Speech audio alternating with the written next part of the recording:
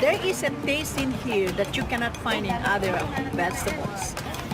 And the more you eat, the more it's become tasty and you keep on, asking for it. What this farmer in Hawaii is talking about is not a vegetable, it's a tree. And while Vicky Domingo says it has an unusual flavor, there's more to this tree than meets the taste buds. You keep on eating and eating and you can feel your body is more energetic, more healthy, and you can see the difference. You're not dropping, you keep on, just so active. You have to remove one by one like this. Domingo says she has grown this tree on her farm for more than 25 years. She harvests moringa twice a week all year round.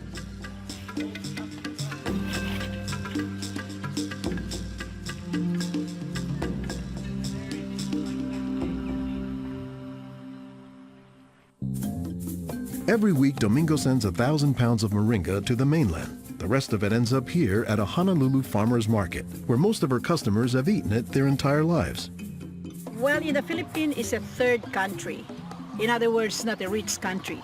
We cannot afford to go to the doctor for medicinal purposes. So we use this in our daily lives so we can have more energy, more vitamins to supplement our daily nutrition in our body.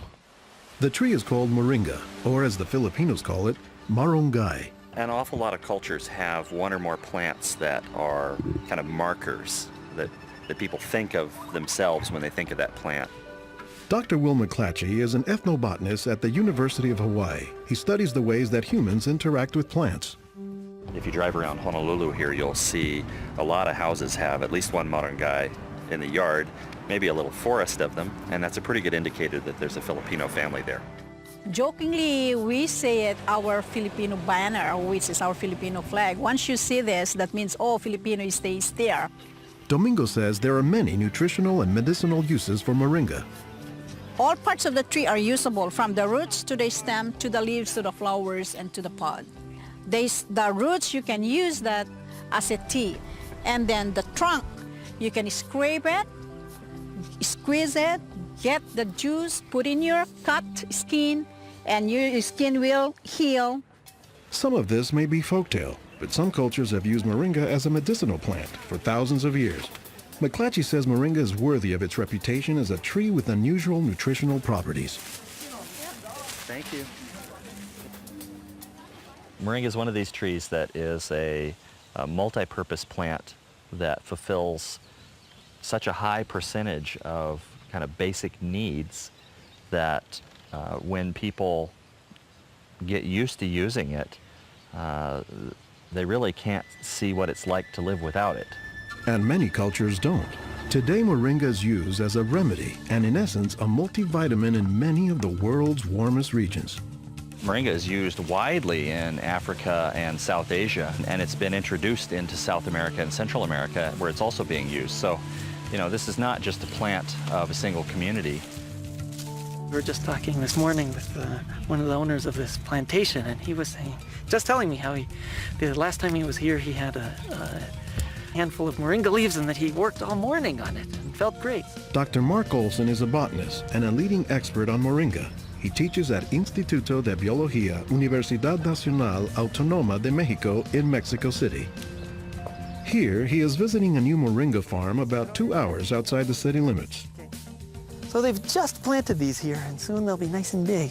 Olson says that while moringa can grow in places like Mexico or Hawaii, the tree is native to arid subtropical regions, places like Africa and southern India, hot places where moringa has proven its persistence.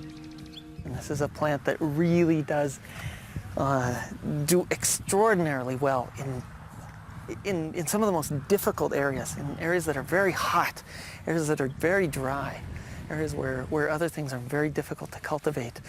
Look at the little tuber there. This is one of the reasons it survives so well in dry areas.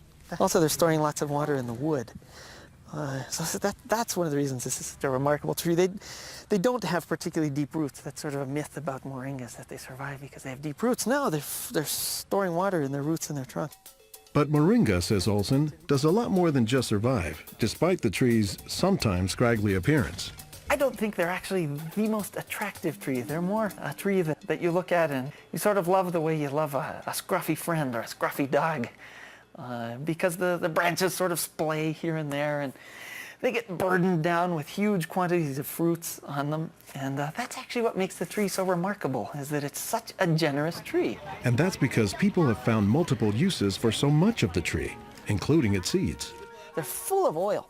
You press the seeds, and then this wonderful aromatic oil comes oozing out, which you can use for cooking, you can use for cosmetics or lubrication or whatever.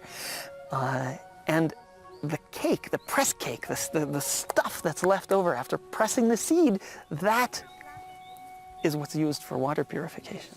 Water purification, Olson says, is especially useful in developing countries where clean water is hard to come by. But the benefits don't stop there. Some of the things I think are most exciting about moringa is, for example, the high vitamin content. There's a lot of vitamin A in the leaves. And worldwide, that's a problem. A lot of people have problems in development of their eyes because they don't have enough vitamin A. Moringa's vitamin A content, and its content of vitamins in general, has caught the attention of scientists around the world.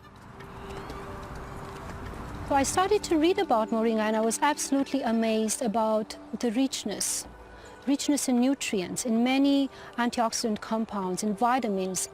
Dr. Monica Marcoux is a pharmacologist who has studied many plants. She has done extensive research on moringa and says it has significant nutritional potency. This subject is one of the topics of her recently published book, Miracle Tree. To me, it was just a natural pathway from my scientific background and my love for trees to writing this exciting book on one of the most exciting and extraordinary trees of our world. Marcoux spends much of her time looking at trees and plants, both as a pharmacologist and as an artist. While Marcoux, the nature photographer, is grabbing shots of plants, Marcoux, the pharmacologist, says she has a bigger concern. We are having an epidemic of cancer and cardiovascular diseases and many other chronic diseases. It's because we basically do not eat what we are supposed to eat. Most of the plants are famous for a particular type of nutrient, like for instance the orange or the lemon is famous for a high content of vitamin C. The spinach, for instance, on the other hand, is famous for its iron content. Moringa is very unusual because this single plant contains a wide variety of nutrients, but also in quite very high amounts. Marcoux says this concentration of nutrients combined with low calories and low sodium content makes moringa an ideal energy food or supplement that can help offset the typically unhealthy Western diet. Many of the Westerners are also deficient in antioxidant and anti-aging substances that are mostly found in plants. Antioxidants, according to the National Institutes of Health, protect the body's cells and may prevent cancer. And Marcoux says moringa is a treasure trove of antioxidants that happen to work hand in hand. Antioxidant substances and antioxidant vitamins work together in the body. For instance, it's known that selenium works better in the presence of vitamin E. Moringa has high amounts of selenium and has also vitamin E. While many plants contain antioxidants, Dr. McClatchy says that moringa is also high in the nutrients we usually associate with meat. Moringa is well known for being a good source of leafy green vegetable protein. And you don't get a lot of protein out of many vegetable foods other than like beans and things like that. So getting it out of the leaves is really a big deal. And while there are a few other plants like soy that are protein rich, Olson says moringa is special. I have a lot of food allergies. I'm allergic to wheat, I'm allergic to eggs. Soy tends to be a fairly highly allergenic food. It causes allergies easily in many people. We think that this is because of the form that some of the proteins are in soy. They're apparently in a form that's very simple and fairly easy for the body to assimilate in moringa. According to the United States Department of Agriculture, moringa contains 18 of the 20 amino acids, building blocks of proteins that are found in the human body. And says Marcoux, moringa is one of the few plants that contains all of the essential amino acids. Moringa contains all the 9 essential amino acids that actually we cannot produce. Their presence, but also their ratio, is very beneficial, and it is estimated that this ratio is very good for absorption and for being bioavailable to our bodies. Further research is needed to establish the bioavailability of all of moringa's nutrients. But in some places, scientific studies may be too long a pursuit and take a back seat to a harsh reality. In most of sub-Saharan Africa, any baby has a 20% chance of dying before he reaches the age of 5. In some countries, up to 40%. And even those who survive past the age of 5, up to half or more will suffer from malnourished physical and mental development. C'est des lésions de malnutrition. These are lesions caused by malnutrition around the neck and around the waist. They are dry now, but will become permanent scars. As the former regional representative for Church World Service in Senegal for 16 years, it was Lowell Fugley's mission to help local clinics develop ways to save children at risk to malnutrition. Having been born myself into a middle-class American family, I thought it was just by chance that I was born in these conditions and not in the condition of a poor African family in the bush of Africa and living a malnourished life. And so I have a certain obligation to share what I received. In his quest to combat malnutrition, Fugley came across moringa in the late 1990s. It contains more vitamins and minerals in various combinations than you find in any other possible vegetable. And I thought to myself, if this source of nutrition could be made available at the village level, then this could be a very effective tool in preventing malnutrition. What Fugley says he didn't know at the time was that the Senegalese people were already familiar with moringa. It was only through a Peace Corps volunteer working in forestry who told me that, oh, moringa is already growing in Senegal. Not only was it growing, the people had been using it for generations, only they didn't refer to it as moringa. They called it nebedai, which Fugley suspects comes from the English words never die, after the tree's resilience. I ask any Senegalese, do you know the nebedai tree? Oh, yes, my mother makes a sauce from the leaves of this tree. We call it mboum. Every Senegalese knew this tree. The problem, says Fugley, was that it was prepared and used in ways that diminish moringa's nutritive contents. They boil the leaves too long. They throw out the water that is boiled in and where many of the vitamins are located. And so they lose a lot of the benefits that the leaves could provide. So Fugley went to work, both planting moringa trees and, more importantly, educating healthcare workers on how moringa can help stave off malnutrition. Regarde tonton. Regarde celui-là. Regarde tonton. Tu as vu? Non, non, celui-là même. Pour le moringa. I was trained in 1998, and right away we saw the virtues of using moringa because of its very high nutritional value. So we began using it right away on an experimental basis. Après la formation, con le moringa. Healthcare workers learned to grow their own moringa trees, dry the leaves, and pound them into powder, maintaining all the nutrients. Nursing mothers were taught to add a spoonful of moringa to their food morning, day, and night to increase their milk production. They were also told to add moringa to all of their family's meals. When we introduced this tree in Senegal, or uses of the tree and different ways of using it, the reactions of the people there was that, well, this is our tree.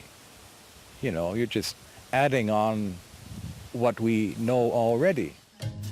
As people changed their habits, Fugley says the results were clear, especially among children. They'll look happier, they'll have more energy, they'll smile. When they came to the clinic, limp, eyes drooping, no energy, and within 3 weeks, you see them bigger, healthier, and smiling. La récupération avec le moringa a été beaucoup plus rapide. We observed that it was much, much more effective than the classic system we had been using, which was based on imported and costly products, such as milk powder, sugar, and vegetable oil. With moringa, people can go into town and find it themselves. Et on l'a, même des fois sans un sou. Moringa is still being used, it's still being promoted, it's still being very valued, even without our input from the outside. Moringa, it doesn't die, it can continue on its own. So you have to eat the moringa on a daily basis. And all their grandkids are eating it every now and then, even my own children, and they are already professionals, and yet they come home and eat it. And while moringa is mostly considered an ethnic food, the trend, says McClatchy, is that more nutritious plants, like moringa, are finding their way into the mainstream. Our diets are pretty bad, although they are improving. But one of the reasons they're improving is because we're starting to adopt more and more of these kinds of plants.